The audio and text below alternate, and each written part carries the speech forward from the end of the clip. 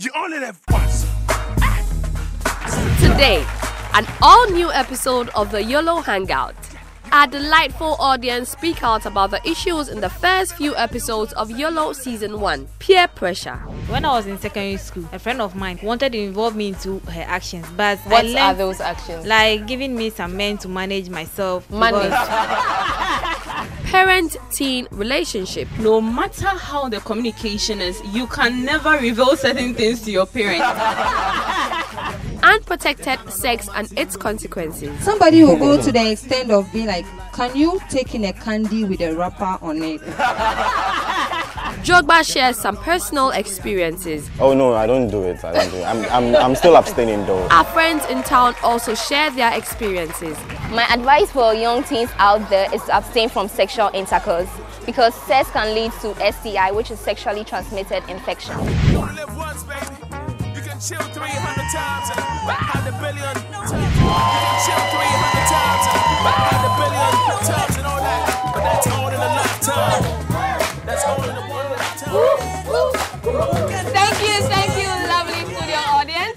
Welcome to the YOLO Hangout, which is the only teen-oriented TV show on our screens right now. This first episode is going to be focused on peer pressure, parent-teen relationship, unprotected sex, and its consequences. The YOLO Hangout is brought to you by the National Population Council, supported by the USAID, and facilitated by Communicate for Health. Good life. Live it well. Good life. It's an everyday thing. YOLO. You only live once. We'll be back after this commercial break. 300 times and have a billion times and all that. But that's all in a lifetime. Yeah, don't waste any time. He's waiting. You have to make up your mind though. Come on, yeah, this is the only way. If you really want to hang out with us, you've got to step up and do this.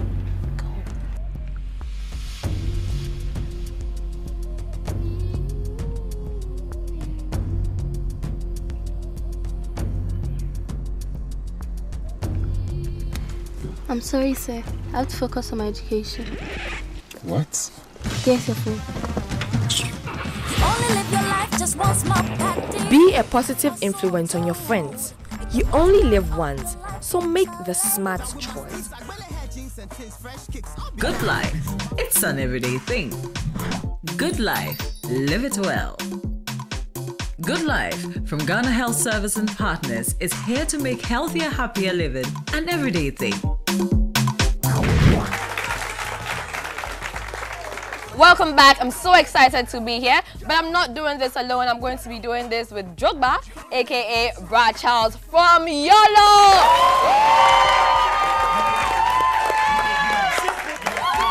Say my name again. Brad Charles. Say my name again. Brad Charles. Shall you guys want to give me goosebumps? Say my name again. Brad Charles. Give me beats, make a dance video. You only live once, baby. You can chill 300 times and have a billion times. But that's all in a lifetime. Killing all time, baby. You only live once. Killing all time, baby. They cannot know my thing where they do. You can do whatever you want to do. It's a pleasure having you here with me. Yeah, same here. I mean, I would like to congratulate you, not only you, but all the cast and crew from YOLO, from season 1 through to season 4. All of you did a great job. Thank you. How was it for you shooting? Oh, I felt great. I mean, having the big guys like Pusha, Jackie Apia, I mean, it's awesome. Now, a lot of people viewed YOLO. Thousands and thousands of people in Ghana and outside Ghana. How has the fame been for you? It has not been easy at all, because you know, when I was an ordinary person, pick my normal chocho, and I don't have any problem by now. You can't pick chocho anymore. Hey, Charlie. I don't even want to go there right now. It's not the passenger, so it's the mate. You know, say, hey, Brad Charles! You know, that kind of thing. You know, it's just too much. People think that that's how you are. You know, somebody will just meet you and be like, Charlie, why are you the corner my girl? I'll be like, which girl? Emily. Oh, really? So Emily be your girl? Oh, nah. Nah, like that kind of thing. So, I mean, it's been tough. Trust me. It's been tough. Very, very, very Okay. tough. Besides the fame, the popularity, is there anything you've learned from the messages in YOLO? Have you picked up any message? I've learned a lot. I mean, starting with the youth kindness, I didn't know when you go to the hospital, there are youth kindness for the youth that the doctors could interact with. And also, I used to abstain a lot, so I learned that you can protect yourself. So now that you learned, Oh no, I don't do it. I'm still abstaining though, but okay. I've learned that you can also protect yourself by using a condom. And I think there are lots of STIs around, so you need to also try and protect yourself, which is very important. Okay. And so we go for a commercial break and we'll be back. You only live once, baby. You can chill, have the billion times and all that, but that's all in a lifetime. That's all in a one. Meet Sandra. She's 16 years old. Her dream was to become a doctor. She began studying hard to achieve her dream. It seemed nothing could stop her. That is until she met Bob. Her friends warned her to take it slow, but she wouldn't listen. And then she missed a period. Now her parents are disappointed in her. She can hardly face all those she loves, and her friends pretend they don't know her. And as for Bob, all because she missed one period. As a teenager, every period counts while you're in school to achieve your dreams. You only live once, so make the smart choice. Good life, it's an everyday thing. Good life, live it well. Good Life from Ghana Health Service and Partners is here to make healthier, happier living an everyday thing.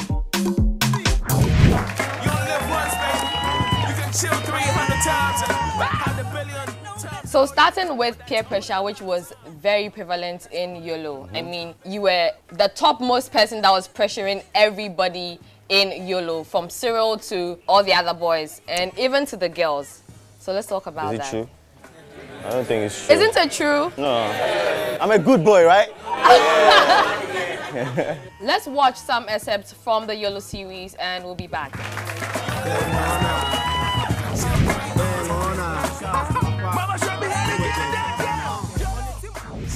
Everything side, they go to B. Hey! They go to B. Now your voice come. See me. Hey! The girl come cry, no give woman. John. This poor bread seller too. Massa, this boy my matter no hard oh. See, you do one small raps now, then bang! Golom! You go fall inside. You'll be then that the big kiddies you see that and goes, oh please, when are you gonna take me out? Hey, I miss you. Oh my god, YOLO! I think I see your mom die, but hey, get mom! Let's go.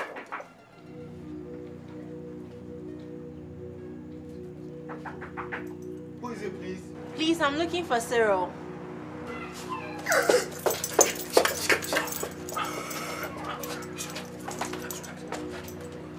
I would say you take them stupid boys camo. Yes, I brought them. Please. Give it. More fit. 300 times had a billion times and all that, but that's all in a lifetime. That's all in a one lifetime. Welcome back. So to my studio audience, we all saw that, right? So let's discuss this. How does peer pressure affect us? Now there's good peer pressure, there's the positive one and the negative one as well. So how do we fall to peer pressure? How does it help or not help us in our daily activities as teenagers, as youth? Okay, I'm Carl, right? It's like just saying that you just stole something, you just said it's the devil's fault. You just take it or leave it. It's just a choice. So I don't think peer pressure really affects us in any way. Will anyone buttress that point? Because I think that there are instances where your peers will actually force you into doing things you don't want to do. I mean, from the YOLO series, we saw how Brad Charles pushed Cyril into, hitting on girls, doing stuff he didn't want to do. Anyway, he didn't. He was just kind of like a brotherly advice, innit? So like he was just talking him just to live the same life that Brad Charles thinks is really perfect, which I know is perfect. Okay, let's hear someone else's opinion. Brad Charles was giving Cyril direct influence, telling him what to do. As in the time Emily came around to apologize for what her brothers did, and Cyril was like, he's out of words. It got to a time Brad Charles had to sit on the floor and hitting his head, kind of. Yeah. I'm Loretta, and I believe that people can only influence or coax us when we don't really know ourselves.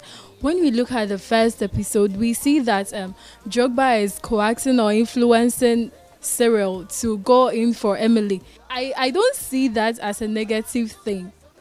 Not in that sense, like boyfriend, girlfriend. But at least he made Cyril get to know that yes, he's a man enough to date Emily or something.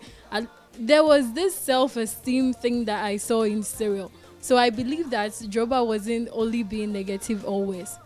So you think Drogba was also boosting Cyril's self-esteem? Yes, in a way, not in all negative way, but in a positive way, yes. What makes our peers more knowledgeable when it comes to matters concerning the opposite sex? Is it social media, parenting, observing other siblings, or our upbringing? Ifwa, and talking from personal experience, I think all the points actually matter.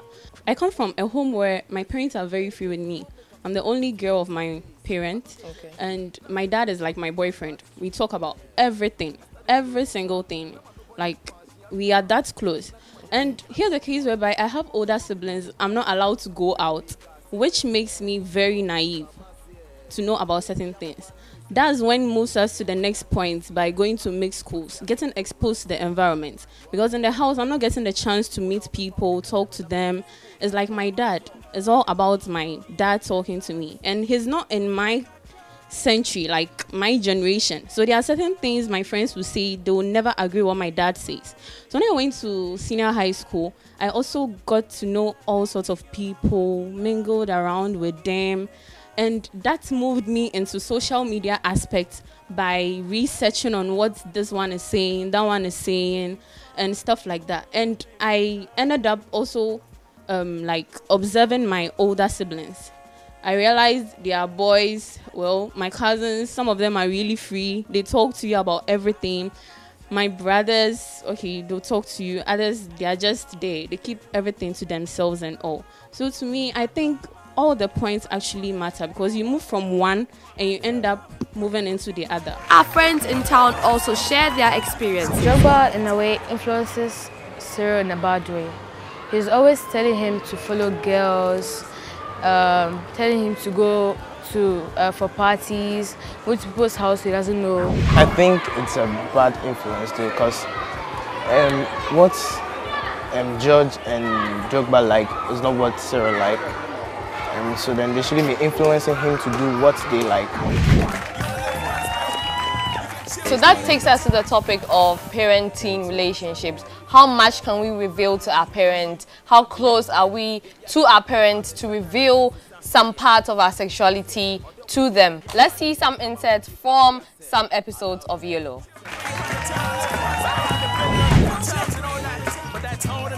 You mean his girlfriend also came to spend the night here too? I thought that was what you were talking about. Oh, Cyril. Cyril, you are such a disgrace. So when I'm out of town, you bring girls to sleep here? How can you do that? Hey, no.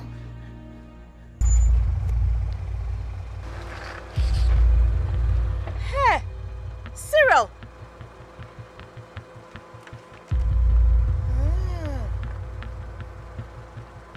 Enter the car. You heard me. I said enter the car. My first words when I see Emily. You are looking even more beautiful than when I saw you this morning. My heart missed a beat when I first saw. You know what? Come and read the letter yourself. It will sound just the way you wanted it to. Come on. Mom, please. Cyril, I am not joking here. I am not joking. Now take the letter and read it to me. I mean it. Take the letter.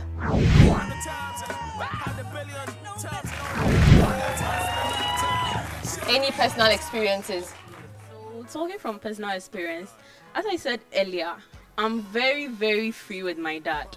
I talk to him. But when it comes to my sexuality, no matter how the communication is, you can never reveal certain things to your parents, no matter what.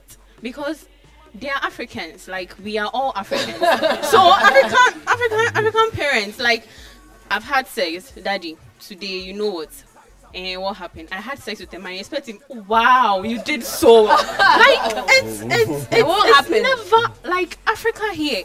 What do you mean? You're out of the house. Like it's never done. So to me, I feel the relationship should be there. You should be free with your parents, but no matter how free you are with them, there are certain things you can never ever reveal to them. Yes. So your daddy doesn't know that. Well, the best thing is to just abstain because I'm very scared. Okay. That's me. I'm very, very, very scared. Okay. Yeah. Talking about my own experience, I'm more close with my dad. Like we are closer than competitors. Like we are very close. My dad can come and say, "Charlie, your woman what's up?" Then I'll be like, "Charlie, she do your wedding thing." So they're like, "You'll be home and he'll get." But later in the evening, my dad will call me and be like, "You know, those life, it's not that I just don't want you to feel bored. That's why I'm like your woman also, but I don't take it like it's a good habit and stuff." Then my dad will keep talking to me very well. Then we'll be there laughing and we'll be like, "Charlie, but say you more look wild." Then at times my father will add more lines to you. Give me. So does he know about your sex life? Oh yeah, he knows that I'm a very good boy. I'm coming. Let me ask you a question. Do you think that right now the way your dad is with you? What if you one day tell your dad, "I impregnated Sewa or someone"? Do you think he'll still be like, "Charlie, what's up?" Well, I think he'll be like, "Charlie, you know first, but Charlie." I don't think so. No, I don't think so. You know why I'm saying that? It's because each and every time you always bring in the good aspect. The day you bring the bad aspect, that's where you're going to see the dragon coming out unleashed on you. Trust me, because he's trying to be right, but for my dad, I know him very well. You think that if you impregnate a lady, he'll let be you cool with keep you. it? He will be cool with me, but someone but said you tried. Oh well, I'll try with that person. Okay. But sometimes when I'm watching a TV with my parents, especially my dad or even my mom, and in the movie a man and a woman are about to dance in song, I'll just I'll pretend I'm not watching. It's like like I can't be in their presence and be watching with them. Like why? I wouldn't feel comfortable. Let me ask you a question. You feel uneasy when they're around, right? Yes. But during your wedding, they ask you make kiss a bride. That one I know. That one you wedding. You do it. But when you're around, sometimes you can even pretend you got a call and you go out. So or you pretend you have a message on your phone, which shouldn't be so. I realized that Auntie and Yonam didn't like Joba. So anytime Cyril wanted to hang out with him, he made sure that his mother wasn't around. So I believe that with a parenting relationship, it shouldn't always be about you and your son. It should be about you, your son, and whom he hangs out with. Our friends in town also share their experiences. I think the relationship between Cyril and his mother is not really healthy.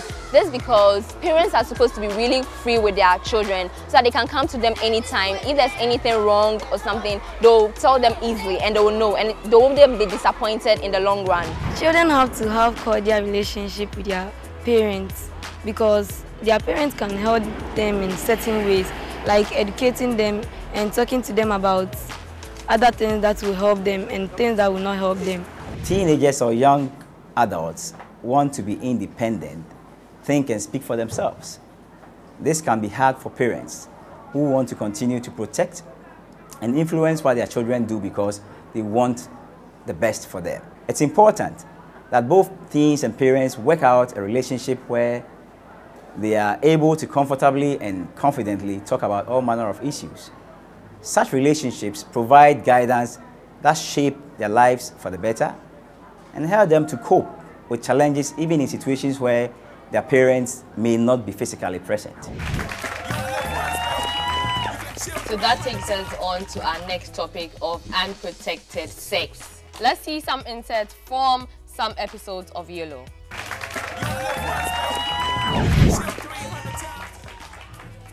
I impregnated myself, right? Okay, whatever. Me, I beg you. Where you talk about? Well, Jane, you sure say be me, I beg you. So go off. Me, mama got do condom. You know they break anyhow. There's no way I could fit break you. no, your ancestors did. What do you take me for? If I wanted a responsible person to accuse of pregnancy, you think it would be you? You think I go sleeping around or what? Charles, do you think I go sleeping behind your back? You make like you say, I take you Cameroon. You know, be everybody, I dey make you Cameroon. See, I dey tell you, me, I dey feel you. I go make you rich. I get money, I go pimp you right in. We'll dash you money, then give you both loss. Ow! Doesn't like that. Oh, me too. I know they like that. It's ready. He's doing anything he's want to. He's a blabber. Condom. See, me, I be clean like clean sheet. Boah! I don't start yet. Mala, mala, mala. Ow!